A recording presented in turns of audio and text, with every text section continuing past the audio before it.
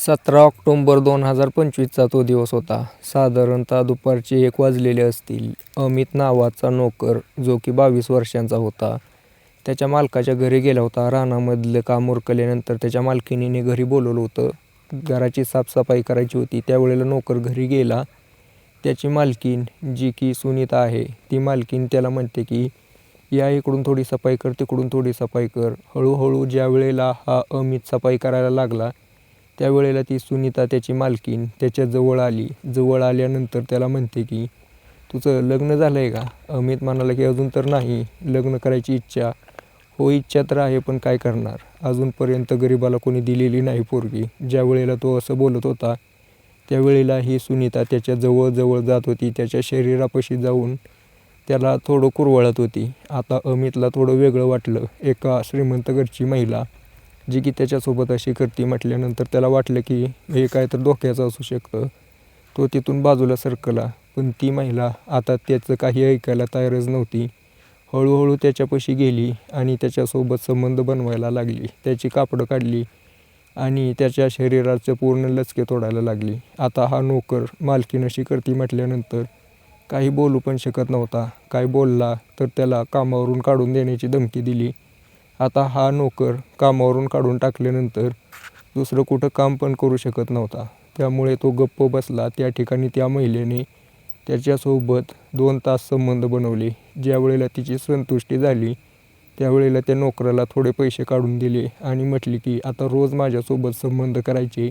आता नोकराला काही अडचण नव्हती. पैसे मिळाले, संबंध करण्यासाठी एक सुंदर बाई मिळाली होती. पण पुढे चालून या दोघांसोबत असं काही घडलं की त्याची तुम्ही कल्पना पण केली नसेल. तर पूर्ण स्टोरी सांगतो मित्रांनो. व्हिडिओला शेवटपर्यंत बघा, लाईक करा, शेअर करा आणि चॅनल सबस्क्राईब नक्की करा.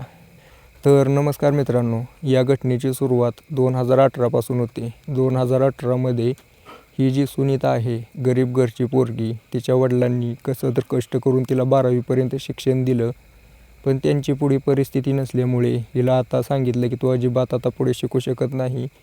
आपल्याकडे पैसा वगैरे काही नाही, त्यामुळे तू आपलं निवांत घरी बस. घरात आईला हातभार लावला कामाला. ही सुनीता वडिलांचं ऐकते, घरी निवांत आता बसते. शाळा झाली. तिच्या मैत्रिणी वगैरे कॉलेजला चालल्या होत्या, मस्ती करायच्या. ते सगळं बघून हिला वाईट वाटायचं. पण घरची परिस्थिती आणि जबाबदारी तिला हे सगळं करण्यापासून रोखत होती. दिवसामागं दिवस जात होते.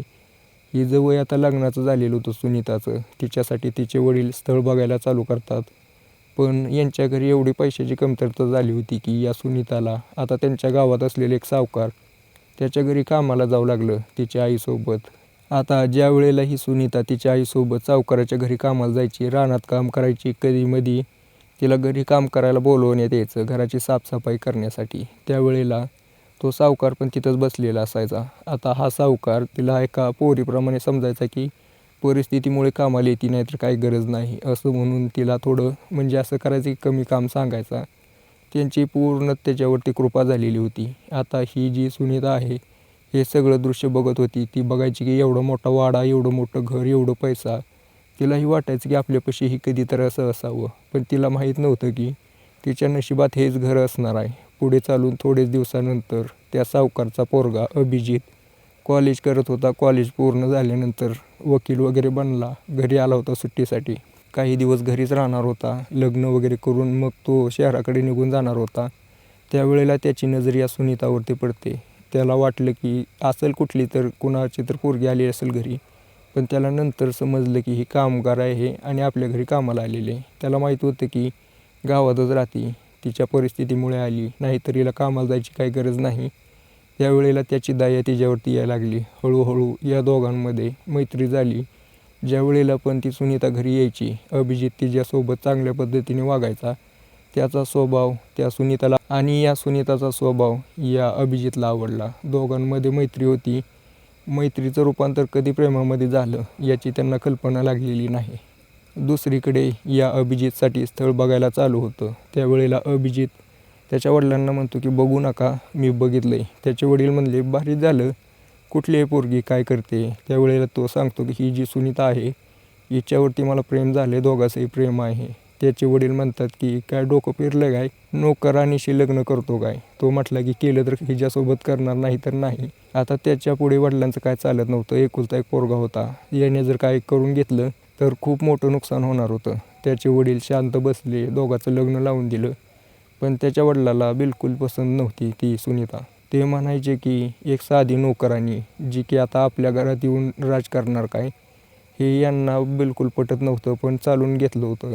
दिवसामागे दिवस जात होते. साखरपुडा झाला, लग्न झालं. लग्न होऊन ही सुनीता या घरी आली.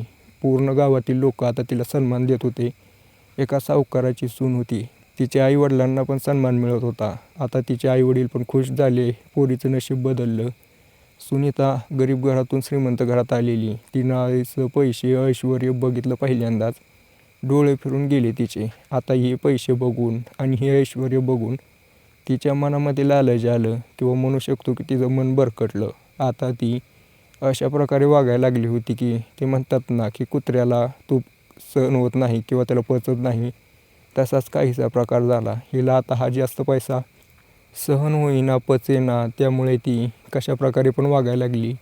पैशाचा गैरवापर करणे, पैशाच्या धुंदीमध्ये कोणालाही काही बोलणे. जी स्वतः नोकर होती काही दिवसापूर्वी, ती आता दुसऱ्या नोकरांना असं काडीमोलची किंमत देत होती. त्या अभिजितने समजावून सांगितलं की असं नको करू. त्याच्याही लक्षात येत होतं की ही पहिल्यांदा पैसे बघितलेली पोरगी असं वागणारच आहे. त्याला आता थोडं कळायला लागलं होतं की मी चूक केली हिच्यासोबत लग्न करून. त्याने सहन करून घेतलं. शेवटी त्याची बायकोच होती. दिवसामागे दिवस जात होते. आता काही काळ निघून गेल्यानंतर 2024मध्ये ही जी सुनीता आहे, तिचा सासरा म्हणतो की भरपूर दिवस झाले लग्नाला, आता आम्हाला एखादं नातवंड कधी देणार आहे. आता ही सुनीता तर अजूनपर्यंत प्रेग्नेंट झालेली नव्हती. आता हिची सगळी चेकअप वगैरे केलं. त्यावेळेला दोष तर काय आढळला नाही, पण तिचा जो पती आहे अभिजित, त्याच्यामध्ये दोष आढळला. पण अभिजित आता ॲक्सेप्ट करायला तयार नव्हता. म्हणायचं की तुझ्यामध्येच दोष आहे. याच्यावरून त्यांच्या घरामध्ये वादावादी चालू झाली. दिवसामागे दिवस गेले, पण हे काय आता वाद थांबायचं नावच घेत नव्हते. आता तो जो सावकार आहे, सुनीताचा सासरा, या सुनीताला घालून पाडून बोलायला लागला होता. पहिल्यापासून त्याला पसंत नव्हती. काही त्याला मिळालं नव्हतं त्याच्यातून फायदा. कोणासोबत नवीन कॉन्टॅक्ट बनली नव्हती. आता मोठ्या लोकांचं कसं असतं की त्यांनी ज्या वेळेला सून वगैरे करतात त्यावेळेला कॉन्टॅक्ट बघून देतात, म्हणजे कसं पुढे बॅकअप होतं. आता ही गरिबाची पोरगी, तिला पूर्णपणे दाबून ठेवायला लागली होती.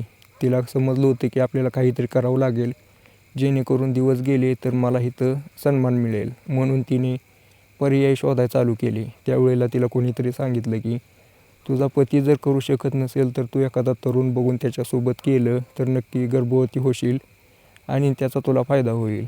आता ही एक तरुण शोधत होती. त्याच वेळेला अमित नावाचा 21 वर्षाचा तरुण त्यांच्या रानामध्ये कामाला आलेला होता. त्याचं आता 22 वर्ष चालू होणार होतं. त्या अमितची पण परिस्थिती गरीब.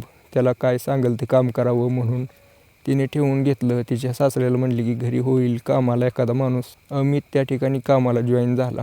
हिची नजर तर कामासाठी नव्हती, आता त्या अमितवर नजर होती या सुनीताची. त्यामुळे तिने ठेवलं कामाला, काम करून घ्यायला लागली. काहीच दिवसानंतर मी जसं तुम्हाला सांगितलं की या सुनीताने अमितसोबत ते काम केलं.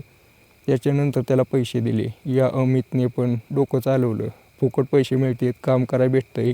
आता हा अमित पण त्या सुनीताला रिस्पॉन्स देत होता, इन्कार अजिबात करत नव्हता. काहीच दिवसानंतर ही सुनीता जी आहे गर्भवती झाली. आता गर्भवती झाली म्हटल्यानंतर तिला पूर्ण घरामध्ये सन्मान भेटायला लागला. पण या अमितने त्यावेळेला त्याची चाल चालली. त्याने व्हिडिओ रेकॉर्डिंग करून ठेवले होते. सुनीतापाशी गेला आणि म्हटला की हे व्हिडिओ तू जर मला पैसे नाही दिले, तुझ्या घरच्यांना दाखवीन, त्यावेळेला बघ तू काय होईल. आता ही सुनीता पूर्णपणे घाबरली. तिने त्याच्यापाशी विनंती केली की असं नको करू, पण तो काय ऐकण्यासारखा नव्हता. धमकीच दिली की म्हटला मला 20 लाख रुपये पाहिजेत. ज्या वेळेला अमित म्हणतो मला पैसे पाहिजेत, त्यावेळेला ही सुनीता विचारात पडते की मी कसं जुळवणार एवढं पैसे. थोडं 10-20 हजार 50,000 ठीक होतं. आता तिचं डोकं चालत नव्हतं की नेमकं करू काय. तिने हळूहळू नवऱ्याकडून 50,000 लाख रुपये असं घ्यायला चालू केलं.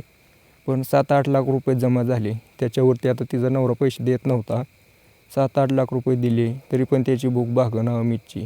आता त्यावेळेला कसलाही रस्ता दिसला नसल्यामुळे या सुनीताने तिच्या पतीला म्हणजे अभिजितला सांगितलं की अशी घटना घडलेली आहे.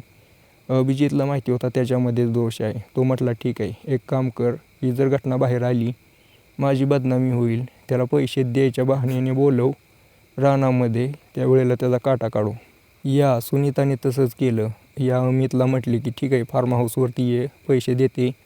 अमित पण हुशारीने आला. त्याला वाटलं की काय होणार आहे, पैसे देऊन जाईल, तिचा पुरावा माझ्यापाशी आहे. मोबाईल घेऊन गेला तिथं.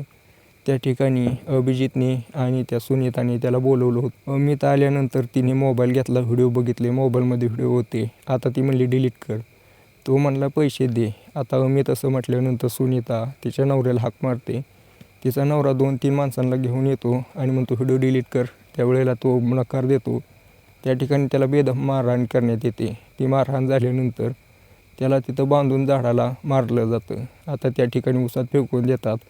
त्यांना वाटलं की विषय संपला, पण त्याच्या घरचे अमितच्या शोधत होते. पोलीस केस झाली. त्यावेळेला पूर्ण ही घटना उघडकीस आली. आता याच्यामध्ये मला सांगा चूक कोणाची? आता सुरुवात तरी या सुनीताने केली होती. बाकी शेवट अमितच्या मृत्यूनेच झाला.